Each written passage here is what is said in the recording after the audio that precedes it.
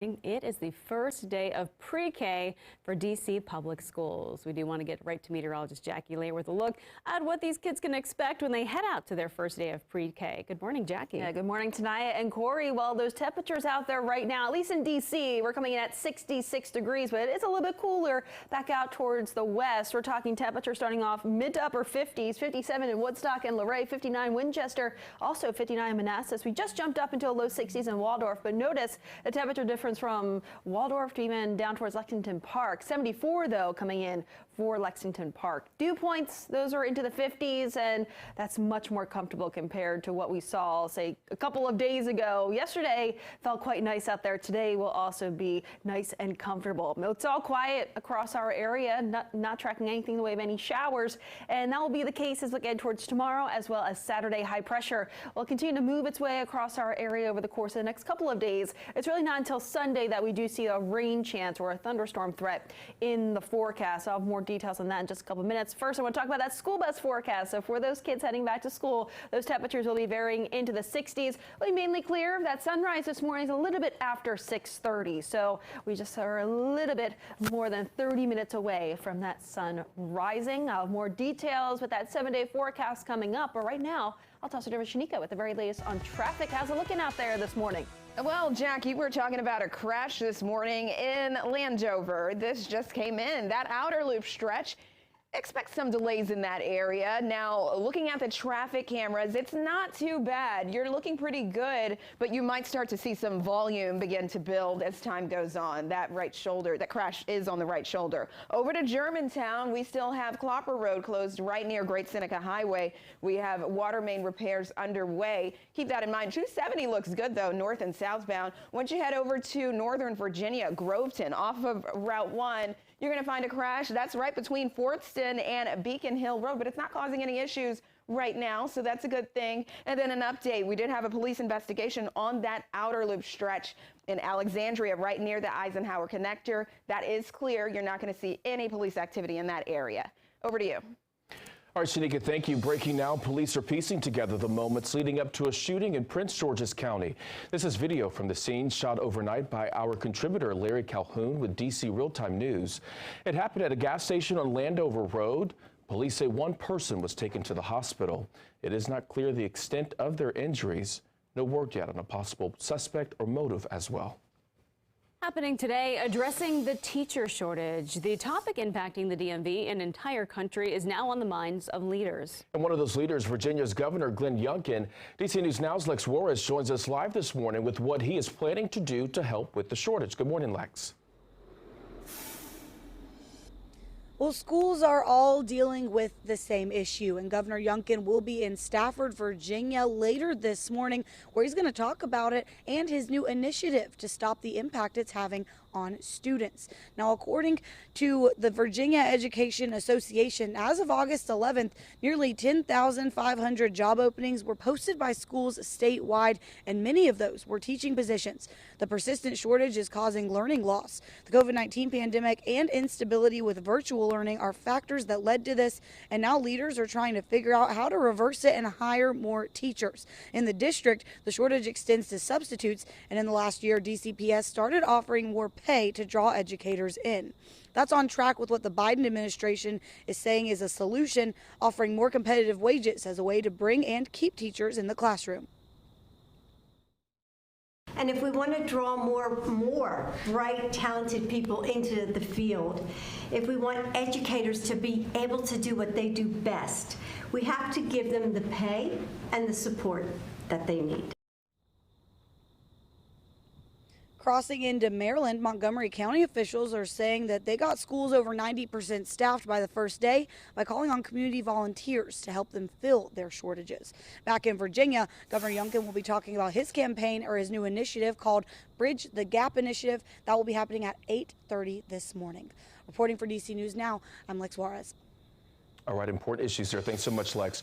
New this morning, kids' report cards are taking a hit according to a new study. This is happening in areas of math and reading. DC News Now, Shanika Grimshaw tells us why students are struggling in schools. Good morning, Shanika. Good morning, Corey. Yeah, it's the largest average score decline since 1990. The National Center for Education Statistics looked at scores for 9-year-olds between 2020 and 2022. So it found that the average score for reading dropped 5 points, and for math, it's even worse at 7 points. So there were greater score drops among lower performing students, but high performing students are also struggling. Experts say that remote learning due to the pandemic is the cost. According to the report, there is a disparity between black and white students. Black students saw a 13-point drop in math scores compared to the 5-point drop for white students. But there wasn't much of a disparity between students in an urban versus suburban area. Those students have greater access to tools they need for remote learning, such as a desktop or a laptop, and a quiet environment for performed higher learning. Now, the NAEP will release more grades later this year, including student performances for 4th and 8th graders. All right, over to you. All right, Shanika, thank you. Your time right now is 6:06, and the clock is ticking to order your free government COVID test this morning. Tomorrow, the program is ending because of a lack of funding. Meantime, Montgomery County is still offering free COVID test kits to people in the community. County officials say those tests and masks will be available at public libraries. Your time right now is 6:06 on this Thursday. Developing now, a search for solutions. D.C. police are trying to figure out how to stop the troubling trend of youth gun violence. 2 teens are recovering this morning after being shot by a classmate. Police say 3 students from Idea Public Charter School got into a fight just outside of that school yesterday. That's when they say 1 teen pulled out a gun and shot the other 2. A 15-year-old boy was arrested. Now, this shooting highlights an ongoing battle to keep guns out of the hands of kids. One advocate we spoke to says that kids need to learn conflict resolution and build self-worth. How high do you regard yourself? Because that matters the most. Because once you let them know that, you got to uphold yourself in a certain manner, they won't do as much stuff as get involved in violence things because I'm better than that. According to MPD, over the last week, it has recovered 72 illegal firearms. At least 4 of those were taken from kids under 18. New this morning, D.C. police arrest a 16-year-old boy in an armed carjacking in Southeast. Now, this all happened on 3rd Street on Monday. Police say the suspect approached the vehicle and showed a gun. One of them fired a shot at that car. Police say they are now searching for those other suspects. Time right now, 6:07, happening tonight, making his case to the nation. President Biden will travel to Philadelphia for a speech at Independence Hall that the White House is calling the soul of the nation. Now, he will talk about the political movement led by his predecessor and how it poses an extreme threat to democracy.